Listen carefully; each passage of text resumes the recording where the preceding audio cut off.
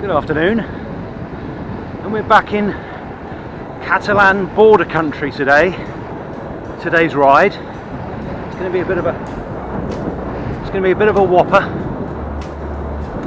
We're doing about 105 kilometers up and down the river Cinca, which is a tributary of the mighty river Ebro. Now, this isn't the Cinca, this is the Segre, but they meet here at La Granja d'Escalp. And well, it's the end of the road for the Cinca because the Segre is deemed bigger, so the Segre wins, and it gets to keep its name, and the Cinca doesn't. Now, I wasn't planning this ride today. When I was looking at the forecast for today, it was saying thunderstorms all day. Now we've had, I think we've now had 6 inches of rain from 3 thunderstorms in the last few days. And it was due to continue today, but you know, it's not happening, or at least it's not going to happen until later. So I thought I'd try and just squeeze in a nice long ride. So you find me somewhat unprepared. I know that we're going up the Cinca, and I know I've got to cross over at some point and come back down the other side. I know that it was named by Julius Caesar, who called it the Selga, which is near enough, when he was doing a bit of conquering around these parts. But other than that, it's just going to be us and the view. Very dry view. As I said, we were quite lucky to have 3 lots of 2 inches of rain, 50 millimeters each time.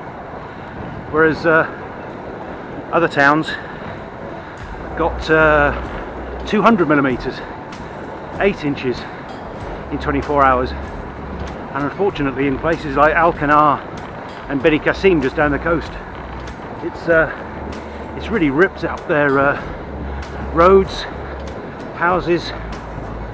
It's in a real state. I'm just actually, you can see the Cinca for the first time, and it's usually flowing very, very, very shallow here, whereas that is just muddy runoff. Let's look a bit mucky.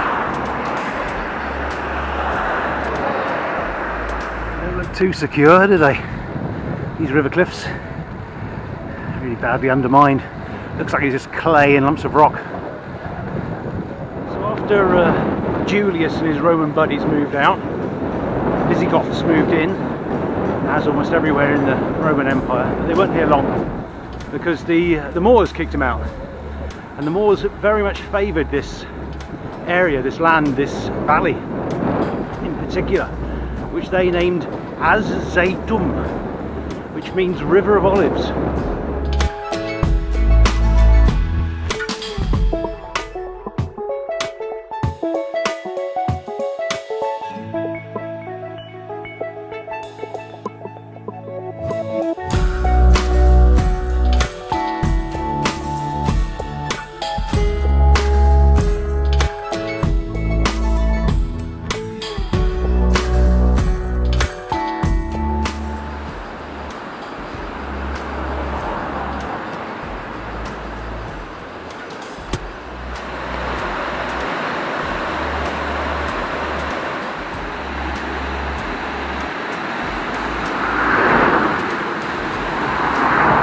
A ride for smells as well as sights. This must be some sort of recycling factory behind me.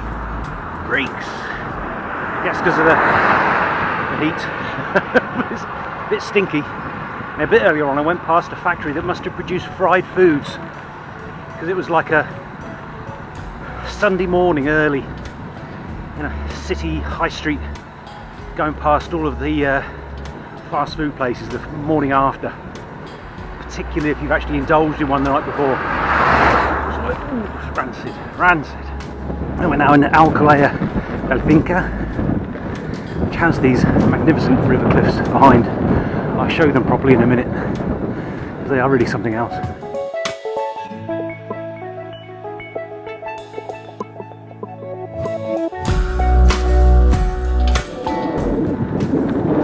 So these were carved by that raging, though rather minor torrent we've just seen. No way could that river do this, not in the state it's in now. I don't know how tall they are. Good guess. I'll guess for you. Hold on. Yeah, really big. Really big.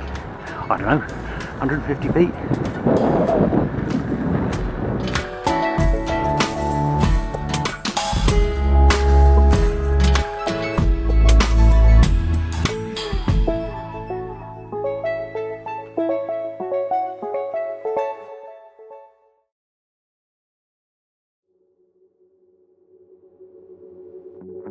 Must remember not to stop again. I stopped to take a couple of snaps and the flies were on me. Just whoosh, like a cloud, just house flies, but just irritating ones.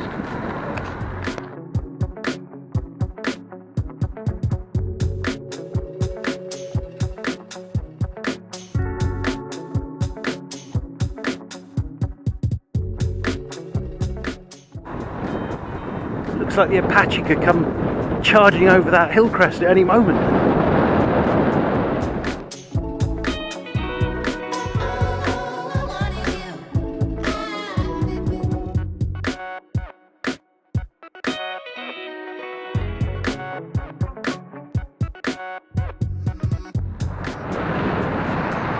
I think sheep is an all drink. I've known twistier roads.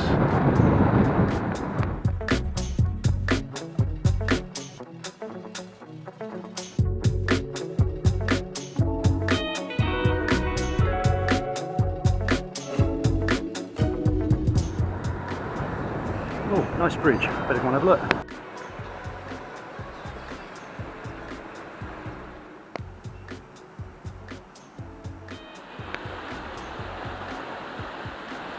Wherever we go, we seem to see griffin vultures.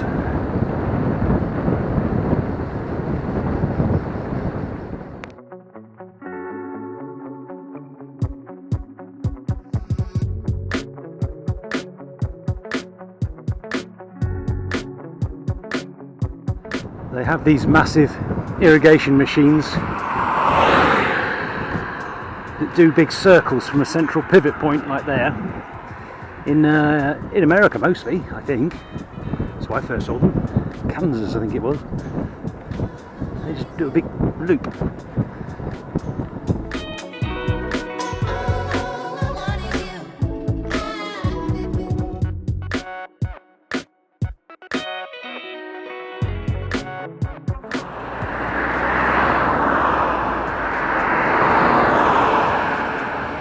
So if sheep are an all drink, what are camels? What are camels? So if all those camels have got their backs to me, they've got the ump. So crowning that hill, not sure if you can quite see it, it's the 16th century monastery of San Bernardino, and that's where we're going next. I'm not going up there next, it'd be so daft. It's up there, look at it, bloody hell. Crazy. This town, Torrente de Cinca, has a castle. It's a very old castle. It's around 10th century. It was built by the Moors. It was such a strategic point that it was fought over, or rather the Christians tried to take it 3 times. The first 2 times they were unlucky, unsuccessful. It wasn't until our old friend the Count of Barcelona, Ramon Berenguer IV, came along and took it for the final time in 1140 something, and he gifted it to the Knights Hospitallers, who kept it until the 17th century. But I'm not going to go there either because I've seen pictures of it. It's a few rocks on a knoll. But you can see the monastery a bit better. That looks quite impressive. I don't think you can see the castle. There you go, see that? Just there, on top of that, yeah. 10th century rocks, Arab rocks. So we're at 85 kilometres now, and just opposite, that's where my car is. But I've still got to head a bit further downstream to find Mekanentha and the bridge to get back over the other side.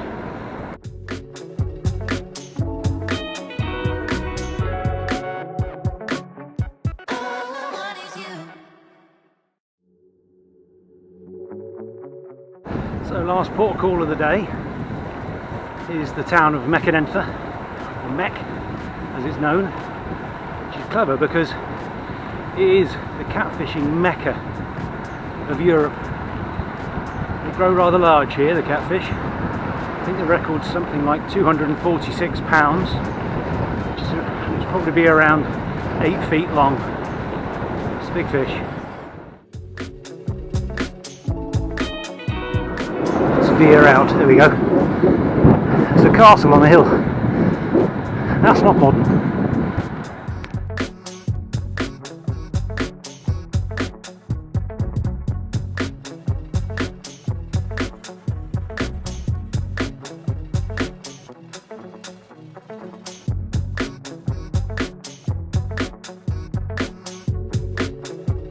That is a rare sight.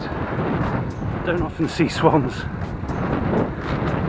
think I've seen one in Spain. I've got two now.